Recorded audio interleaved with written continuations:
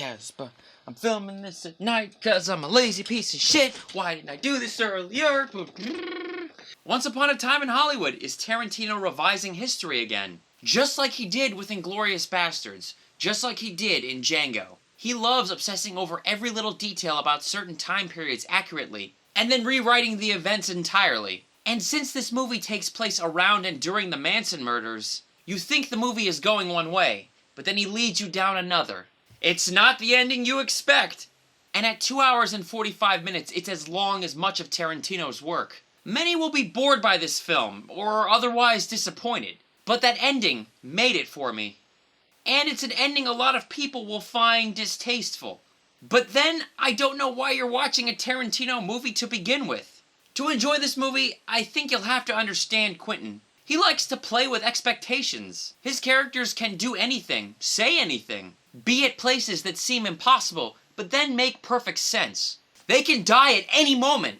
He'll have them exist just because he can. Or to reference some obscure French film from the 60s. Or a random ad that played on television he saw as a kid. He'll break the editing pattern out of nowhere. He'll have narrations when he feels like it. He has no rules. Anything can happen. So what happens when nothing does? That's Once Upon a Time in Hollywood. It's Tarantino playing on what you expect from his movies, and what you expect from history. It's true, not much really does happen in this movie, and there's a lot of drawn-out conversations that seem to lead nowhere. That's not to say they aren't enjoyable, but this movie is more of us just chilling with them all. There's a scene with Bruce Lee, but really isn't a scene, and more of an imagined story. It works, but this will frustrate some people, I think. I liked a lot of it, and just when I thought the movie was going completely nowhere, that ending happened, and somehow I smiled. Jesus Christ. I'm sure there'll be backlash about this movie, there already is, but the audience I saw it with was awesome. It was a packed house, we had hundreds of people, and they were very respectful, and they laughed at all the right moments, and they fucking loved it. They were like really hanging on every word. Of course, people were getting up and going to the bathroom a lot because, you know, it's almost 3 hours long. I expect that. But nobody walked out of this movie, I don't think, anyway. Whereas I've seen so many walkouts in other movies, like fucking Bad Times at the El Royale, fucking shitty movie after the first 30 minutes. Like half the audience walked out of that. And then when Silence, the Scorsese film from a few years ago, a lot. Like pretty much everybody walked out of that movie except me and my friends. But this movie, there really wasn't any walkouts, and I think the audience really dug it. Sorry, need my protein. God, 11 o'clock at night.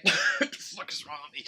The story follows three groups of people in Hollywood in 1969. Rick Dalton, a TV star, and his stunt double and good friend Cliff Booth. Both are made up, they're fictional characters from Tarantino's mind. Then there's Sharon Tate and her lover Roman Polanski.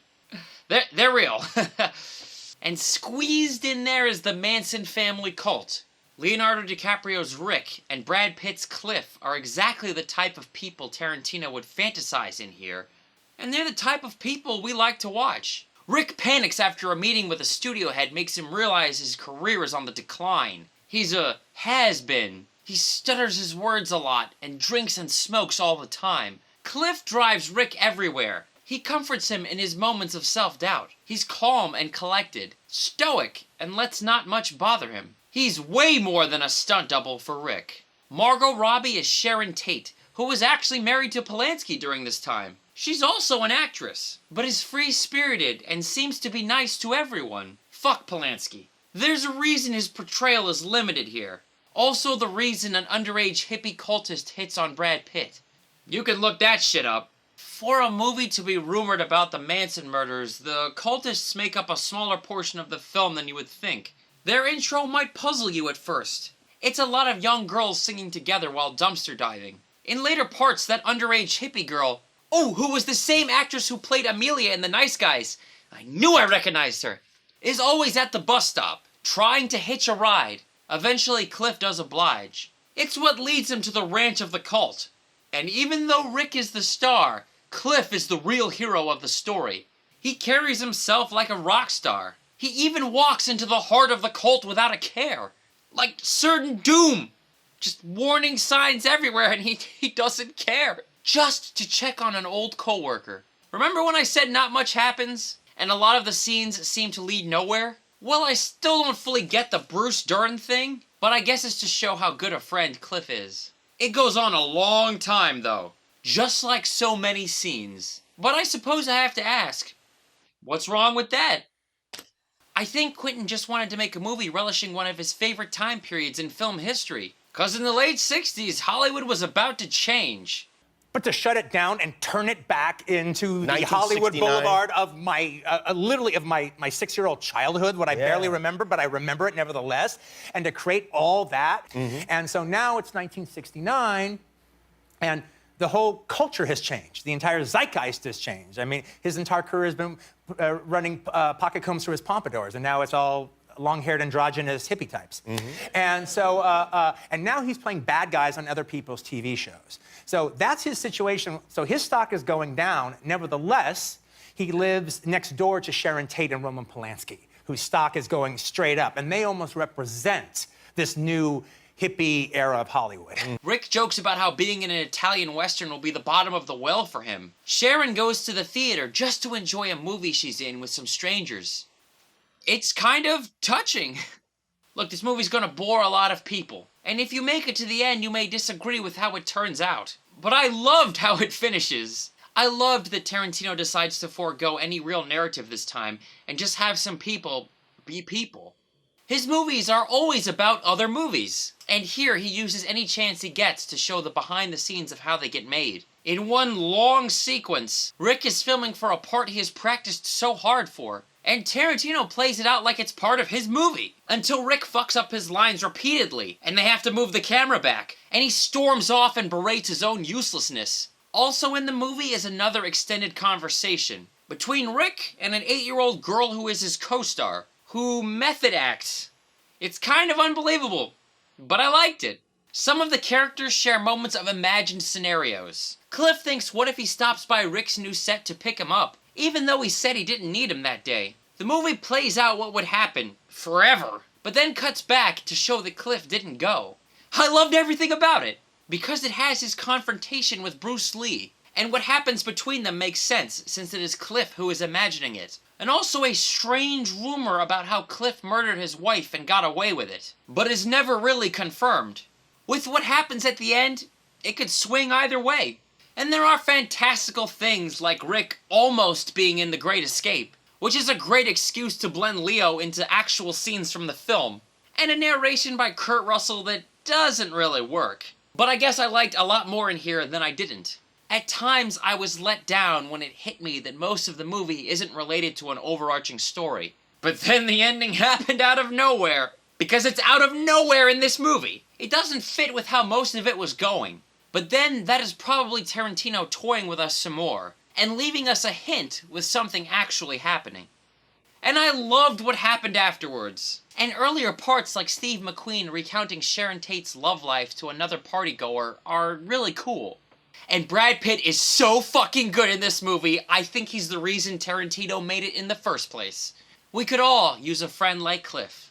Jesus, like seriously, Brad Pitt, the real fucking MVP of this picture. Holy shit, the real hero. He's just such an amazing actor. Oh my fucking god, just watch, get to that ending and you'll see what I mean. Jesus fucking Christ. But yeah, the scenes where they're filming the movies within the movie are some of the best. I mean, honestly, Leo messing up his lines is absolutely incredible. It's so funny with how he takes it so seriously and he hates how bad he is now, but then he gets it. It's really good.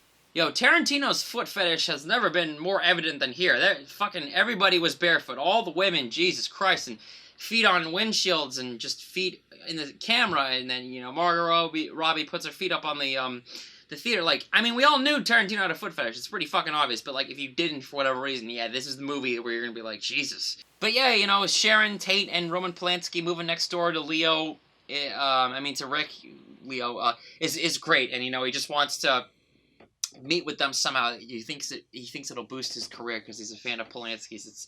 It's quite ingenious. I really like that that Tarantino did that. You know, created these, you know, two fictional characters to be right next door to Polanski and Sharon Tate. He'll see why that is. But seriously, the greatest Pitbull ever. Love that dog. You know, I just want to see the movie again for Brad Pitt and the dog, honestly. I liked how people were starstruck seeing these, you know, celebrities, and Zoe Bell plays a stunt coordinator, and that was really cool. And I liked the contrast between Rick and Cliff, you know. Obviously, Rick lives in the high lifestyle, or rich fucking LA home, but he's so kind to Cliff because Cliff does everything for him. I loved their friendship in this movie, honestly. It's just that they bonded, you know, because he's a stunt driver and he drives him everywhere because, you know, you'll find out why.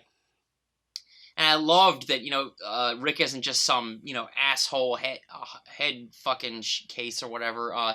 He's actually a good person, and he actually, I mean, he just wants to be, his career to be better, and that Cliff is such a great friend to him, and he actually appreciates him. I thought that was really touching. And the contrast that Cliff lives in, like, this shitty, beaten, dilapidated trailer behind a movie drive-through, and he's got freaking weights outside right on the grass with his, like, motorcycle. And so, yeah, I would say, see this movie. I think you're already going to see it if you're a Tarantino fan. Get to that ending for sure. Don't lose sight of where it's going, even though it may not seem like it's going anywhere. Just great world building, great recreation of this time period, and all the actors are really good, and it's just a fun movie, but with something awesome happening at the end. And I gotta see it again just to see where I place it amongst all the films that Tarantino has made, because I mean, it's obvious. I don't think it's as good as his other work. I mean, a lot of his other work, but I gotta see it again to make the decision. I am ranting a long time. Let me turn this fucking shit off.